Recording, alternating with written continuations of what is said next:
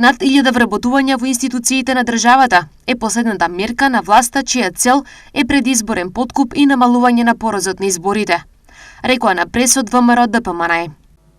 Речи си и да нема министерство каде што нема распишан оглас за нови работни места или за унапредување.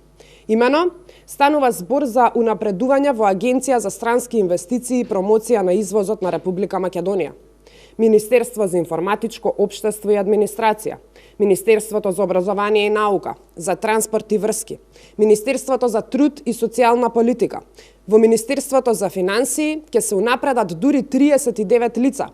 Во Министерството за политички систем ќе се унапредуваат 16 лица, Одбрана ќе унапреди 11 лица, Управата за заштита на културното наследство ќе унапреди 7 лица, едно лице во општина Крушева, а дури 23 унапредувања предвидел Рамис Мерко во општина Струја. Освен за вработувањата, ВМРО ДПМН се огласи за цената на струјата. Со доаѓањето на власт на СДС и ДУИ, освен покачување на цената на струјата, не добивме ништо друго.